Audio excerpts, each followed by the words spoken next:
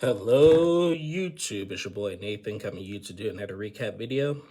Today we are talking 90 Day Fiancé The Other Way, Season 7, Episode 15, Lo Siento, which I know what that means. That means I'm sorry. So, again, it's going to be another quick one for this Other Way episode. The first couple I want to talk is Anthony and Manon. And it's just the same old, same old. So in this episode, Manon is meeting with her friend Dorian, and Manon is like really focused on building a business and everything, which is cool. But her and Anthony are trying to get a house in France and everything. She met up with her friend Dorian to discuss like business plans and everything, but she did not tell Anthony that she was. Anthony felt like thinks that she's with Dorian to help like get paperwork for this house that they're supposed to be getting and whatever. But the truth is that Manon has actually been focusing on building this business. So the friend Dorian told her, "Yeah, you got to talk to Anthony." And when Anthony arrives, Manon tells her that we've been focusing more heavily on this business. And Anthony is he was half supportive and half not about it. It's just that Manon just likes to do everything like it's just constant on the go, and he is worried that that she's not going to be spending more time with their child and everything. Anthony said he don't mind being a stay-at-home father and supporting her, but he also wants her to basically be able to be there for their son as well and everything. So they get into a conversation about that, and it's just the same old with Anthony and Manon. It's just like nothing. They cannot agree on anything. It's either Manon's way or the highway, basically. Now, I said this last week that Anthony took to social media and said that Manon is not as bad as she as she appears on TV. She has gotten a bad edit, but she's a great mom, great wife. Great, that's great. And yes, there's a lot of editing issues going on there. But their whole storyline is just makes no sense to me. If they moved to France from LA to try to save their marriage, and it's just nothing is working. Manon told Anthony that she does not want to be a stay-at-home mom, which is fine, but and I just wish that they could find she could find like more of a balance to where she could spend more time with her son and her husband and still be able to work and be successful at what she wants to do. I'm fine. It's great that Manon is a constant worker on the go. I like that. We don't see much in the 90 Day universe. You don't see much foreigners on this hustle, basically. But she needs to have like a better plan intact. Now she says her friend and her got a good plan going on, but let's see if they follow through. But it's just constant. Every episode they're arguing about something and everything, and it's just really draining, basically. So anyway, so that was Anthony and Manon. Next couple I want to talk is Jenny and Submit. Now, before I talk about Jenny and Submit's one scene in this episode, we have to address Jenny right now. So last week, Jenny did an interview with somebody, and they were talking about in the earlier part of the season when she was making that taco with just the noodles and the sauce and everything. And apparently in the interview, and I saw the interview, she was slurring her words and everything. And, people were like wondering why she was slurring her words. She was also recently in New York as well because there was the annual 90 Day Fiancé Christmas party in New York, and she was there for that and everything. Now, after that interview, she flew back to India and is now back with Submit. Now, people are expressing their concerns after seeing that interview of her slurring her speech a little bit and talking slow and everything and just looking a little iffy. I'm just going by what Jenny's daughter Christina is saying. And Jenny's daughter Christina has been taking to social media to said that, look, stop with the clickbait stories. Like, she did not confirm anything. People are saying that Jenny may have had a minor mild stroke or something, or a heart attack or anything. Neither one of those has been confirmed by Jenny's daughter. Jenny's daughter, Christina, said that, it's illegal, it's a HIPAA violation to discuss any people's like medical issues when it's not confirmed. And she said once her mom gives her the green light to say something, she will. But you know, Jenny's daughter Christina said today in another video that her and Cement have been in contact. If need be, Christina will go to India to be with her mom and everything. Jenny took to social media as well and said that she's okay, quit worrying about her and everything. But Christina says that they're on it. They know about like this little issue beforehand, and they're working to get it taken care of. So whatever's going on with Jenny, like, let's just not jump to any conclusions until it's confirmed, but just keep her in her prayers. But as of right now, she's okay. So I had to address that. Now in this episode though, Jenny and Cement, they're still, they're at the family cafe. And Jenny is having a hard time doing making her coffee and everything.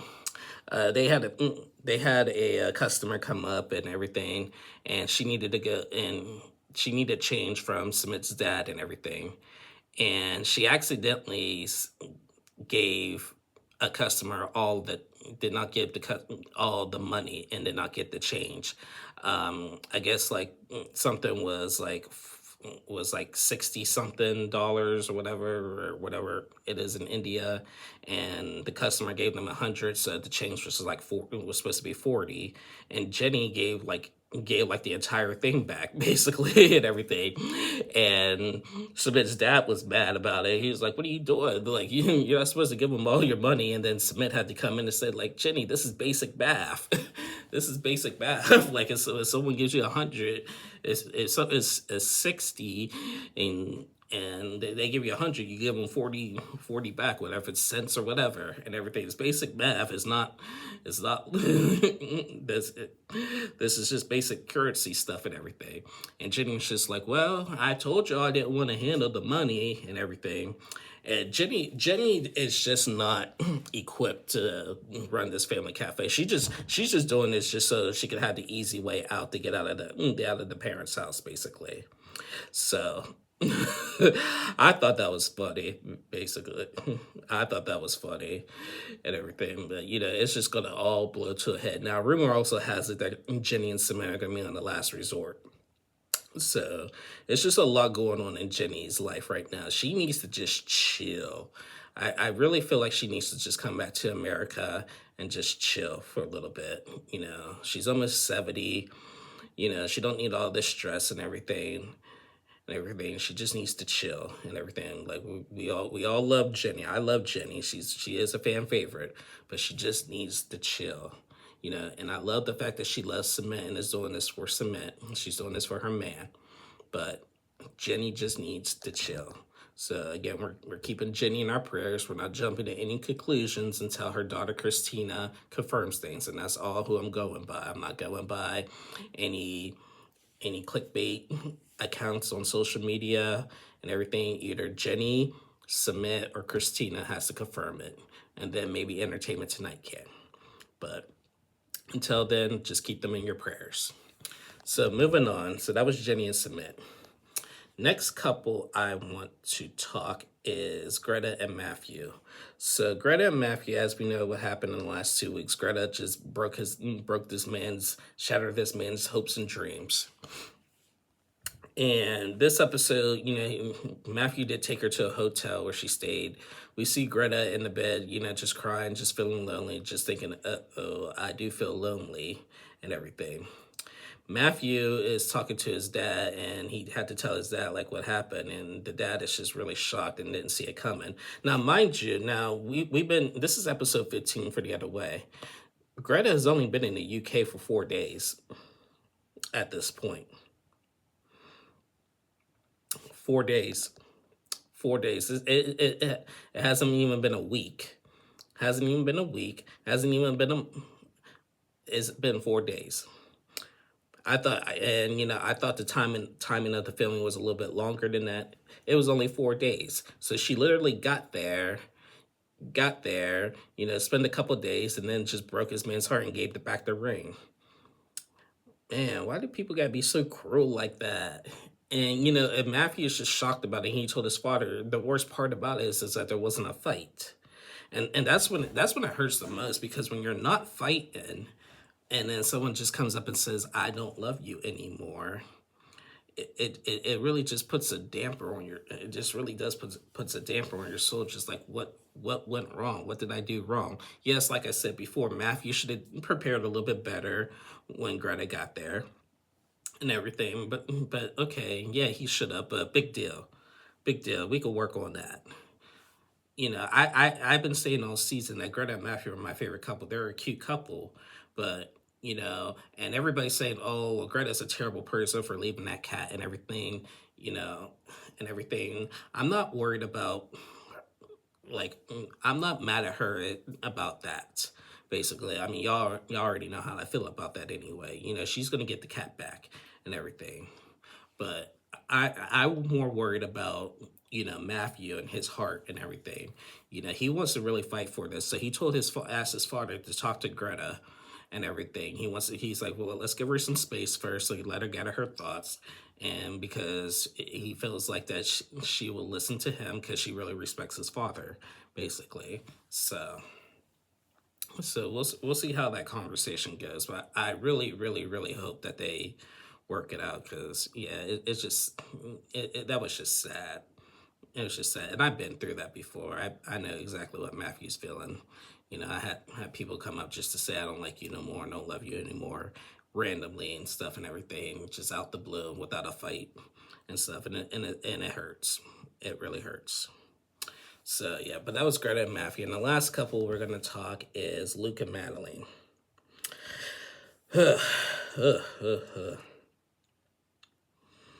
I'm tired of this couple too.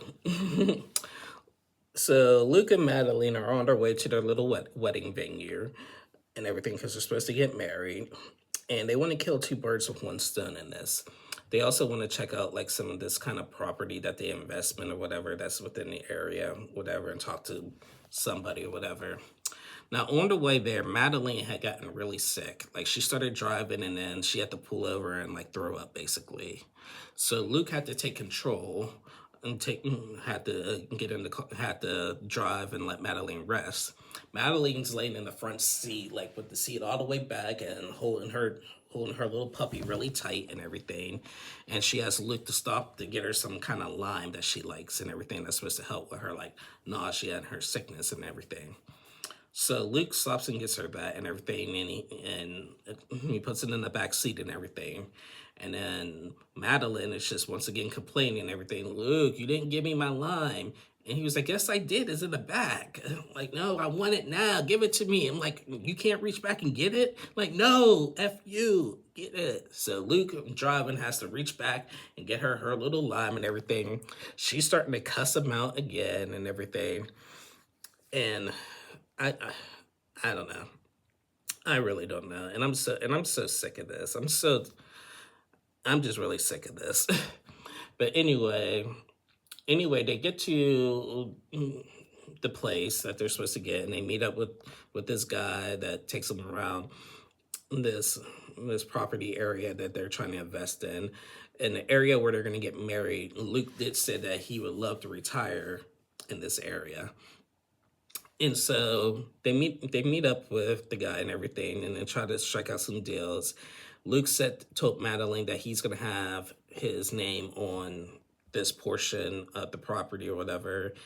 I guess he, like, back when a few weeks ago when Madeline originally broke out the engagement after the whole bachelor party stripper incident, her finding out and flipping out, he said that, I'll keep this, we'll share one, I'll have one property in my name, one with both of us or whatever and everything. But I guess he went back on the word, and he wants to have like basically more of it just in his name and everything. because he said he really doesn't want to put her name on anything, because like what if she keeps like breaking off everything like she likes to do, and then I'll be stuck with nothing, or with all the burdens and stuff and everything. So Madeline's talking quietly, and she's like, you just get back on your word, F you. They get in the car once again, start arguing over it and everything, and it's just ridiculous. Then they get to their little hotel or their room that they're staying at and everything, and Madeline decides to tell Luke that, you and I told you plenty of time we need to have like protected sex and everything, because I can't afford to like start a family right now with everything going on. With Madeline being sick and everything and nauseous and everything, she is showing early signs of pregnancy, actually. So she says there's a possibility I might be pregnant. I did bring a pregnancy test and everything, and we left off with a cliffhanger on what the results were. Now, me, I don't think she's pregnant. Oh, the only reason why I don't think she's pregnant is because we would have found out by now. We would have found out by now she was pregnant. Because, stuff like that travels fast. Stuff like that travels fast. We would have found out she's pregnant. So I think this might be just a false alarm and everything. She's just like probably really sick and nervous about this wedding coming up and everything. And then Luke is stressing her out and everything. I give you like, Luke is trying to be like really optimistic and like say, hey baby, ain't this fun? This is where we also got engaged and everything. And Madeline is just like drained from it. It's just like she really don't love Luke no more. Luke is trying hard, but she don't love him no more. And I don't really think that they are together. They're not together no more. So I'm curious to see how it all ended. Like, I think there's still like a few more episodes left before the tell-all. Probably the tell-all won't be until 2026. So we'll see how that works out. But yeah, I'm so drained with Anthony and Manon constant fighting, and Luke and Madeline's constant fighting. It's just, we're just not getting anywhere. But anyway, guys, that was it for the episode. We did not see Chloe and Johnny in this episode, or Patia and Dylan in this episode. Before I sign off, I am going on vacation. I will try to get my B90 recap, my next B90 recap while I'm on vacation. I'll try to get it to you guys on Sunday. I'm probably going to be on Monday, I should say. Same with the next week's Outer Way episode. I'll try to get it into you, and then a week later, after Christmas, the recaps might be a little bit later depending on when I get back and everything. But I am going on vacation for the holidays, but I'll still try to come in and do my videos while I'm out on vacay. So I will see you guys again. I'll try to see you guys again Sunday and Monday. Thank you guys so much for watching. Please like and subscribe to my channel. Thank you guys so much for your support, and I hope you guys all have a great rest of your week. Love you guys. Bye.